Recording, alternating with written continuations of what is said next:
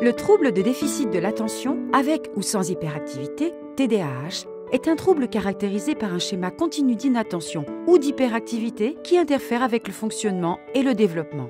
Il peut rendre difficile la concentration sur les tâches et les routines quotidiennes.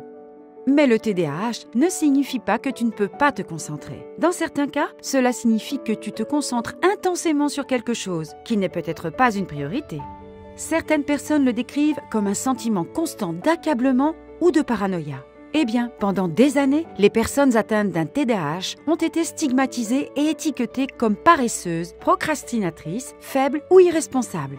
Mais ces étiquettes ne font que susciter la honte et empêchent les personnes atteintes d'un TDAH de chercher l'aide dont elles ont besoin. Dans tous les cas, n'oublie pas qu'aucune étiquette ne représente qui tu es. Avant d'aller plus loin, rappelle-toi que cette vidéo est uniquement destinée à des fins éducatives et ne doit pas substituer les conseils, diagnostics ou traitements professionnels.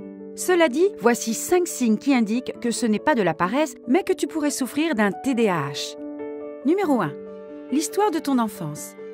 Il est fréquent que les personnes diagnostiquées avec un TDAH à l'âge adulte aient eu des symptômes pendant l'enfance, même si elles n'ont pas été formellement diagnostiquées. L'une des raisons pour lesquelles elles n'ont peut-être pas bénéficié d'un diagnostic approprié est que le TDAH présente des symptômes similaires à ceux de la dépression, des sauts d'humeur, des oublis ou de simples difficultés de concentration. Numéro 2. Capacité d'attention limitée.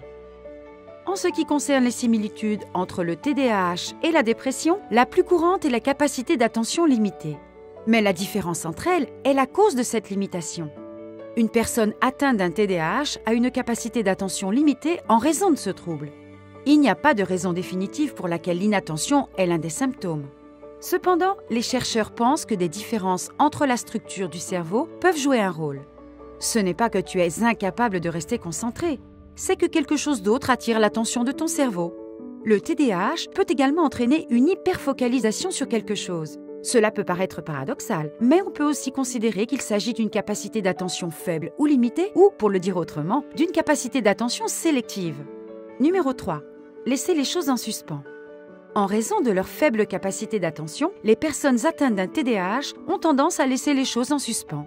Les projets, les tâches ménagères ou les devoirs sont reportés à un autre jour ou simplement mis de côté, quel que soit l'enthousiasme avec lequel ils ont été commencés. Bien que cela soit frustrant et incroyablement difficile pour les personnes atteintes de cette maladie, il existe des thérapies qui peuvent aider. Les médecins prescrivent souvent des médicaments comme forme de traitement. En fonction de l'état particulier, des stimulants ou d'autres médicaments qui facilitent la concentration peuvent être prescrits. Il est également possible d'opter pour une psychothérapie où un thérapeute peut apporter son aide par le biais d'une thérapie comportementale ou cognitive. Numéro 4. Mauvais contrôle des impulsions. Un autre signe qui indique que tu peux souffrir d'un TDAH est un mauvais contrôle des impulsions. Il faut bien comprendre qu'il ne s'agit pas d'une explosion émotionnelle ponctuelle. Il s'agit plutôt de faire quelque chose que tu sais que tu ne devrais pas faire, comme brûler un feu rouge ou dépenser le solde de ta carte de crédit pour un objet dont tu n'as pas besoin. Tu ne sais peut-être même pas pourquoi tu fais certaines choses. Tu les fais, c'est tout. Et c'est ce qu'implique cette incapacité à contrôler les impulsions. Cela signifie agir sans aucune prévision. Mais le contrôle des impulsions n'est pas toujours aussi dramatique. Parfois, cela peut être aussi subtil que d'avoir des distractions lorsque tu es occupé, d'interrompre des conversations, d'adopter un comportement à risque ou de dépenser de grosses sommes d'argent lorsque ton compte bancaire est au plus bas. Numéro 5. Incapacité à s'organiser. Le dernier symptôme qui indique que tu es peut-être atteint d'un TDAH est que tu n'arrives pas à t'organiser. Les délais deviennent soudainement courts et les priorités s'évanouissent dans le néant. Mais ne t'inquiète pas, il y a de l'espoir. Si les calendriers, les agendas et les carnets de notes peuvent convenir à certains, ils ne conviennent pas forcément à tout le monde. Cependant, la mise en place d'alarmes peut t'aider. Par exemple, il peut être utile de se donner 30 minutes à 1 heure pour terminer une tâche sur ta liste de choses à faire. Et après le déclenchement de l'alarme, de passer à la suivante, que tu aies terminé la précédente ou non. De cette façon, tu ne seras pas coincé à travailler sur une seule chose. Alors, t'es-tu identifié à l'un de ces signes ? Nous espérons que cette vidéo t'a aidé à identifier certains des différents signes d'un TDAH. Consulte un professionnel de la santé mentale si tu t'identifies à plusieurs d'entre eux. Merci de liker cette vidéo et la partager avec d'autres personnes qui pourraient la trouver utile. N'oublie pas de t'abonner à la chaîne et de cliquer sur la cloche de notification pour être informé des nouveaux contenus. Et comme toujours, merci de nous avoir regardés.